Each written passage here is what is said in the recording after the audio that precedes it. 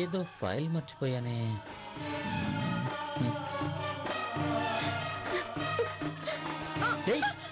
అలేఖ్య, ఏంటి పిచ్చి పని?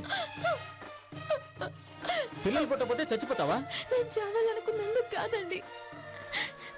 మరెందుకు? ఎందుకంటే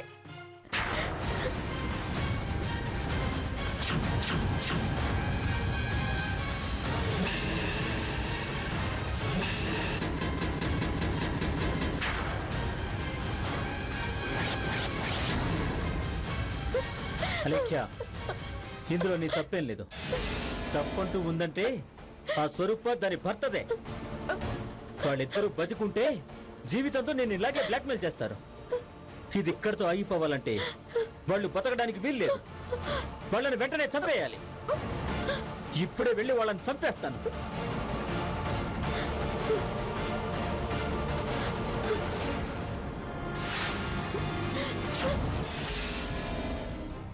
కానిస్టేబుల్స్. Yes sir. నువ్వు టెలు. అలాగే సార్. నువ్వు అక్కడ చూడు. Okay sir.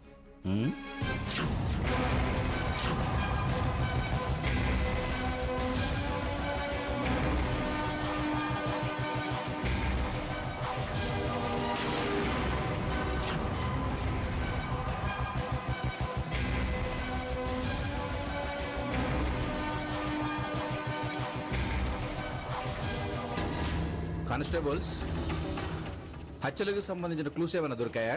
లేదు సార్. లేదు సార్. చనిపోయిన వేళ తీరును చూస్తుంటే హంతకుడు చాలా కసితో ఈ హత్యలు చేసినట్టున్నాడు. ఆ హంతకుడిని ఎలాగైనా పట్టుకోవాలి. ముందు ఈ శవాల్ని పోస్ట్ మార్టం పంపించండి. Okay sir.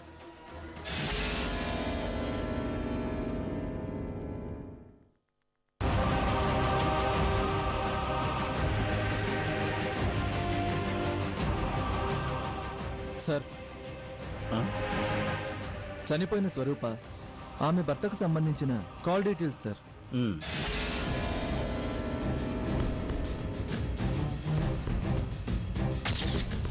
స్వరూప నెంబర్ నుంచి ఒక నెంబర్కు మాత్రమే ఎక్కువ సార్లు ఫోన్లు వెళ్ళాయి.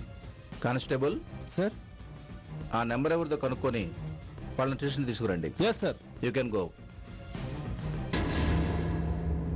స్వరూప కాల్ లిస్ట్ ట్రేస్ చేస్తే అందులో నీ నెంబర్కి ప్రతిరోజు కాల్స్ వచ్చాయి. నీకు స్వరూప ఫ్రెండా? కాదు సార్. కాదా? మరి అన్నిసార్లు నీకు ఫోన్ చేయాల్సిన అవసరం తనకేంటి? చూడండి, నిశ్శబ్దంగా ఉంటే ఈ హత్యకి మీకు ఏదో సంబంధం ఉందని అనుమానం వస్తుంది. మా అనుమానం నిజమే అయి ఉంటుంది. మర్యాదగా నిజం చెప్పు. అసలేం జరిగింది? అసలేం జరిగిందంటే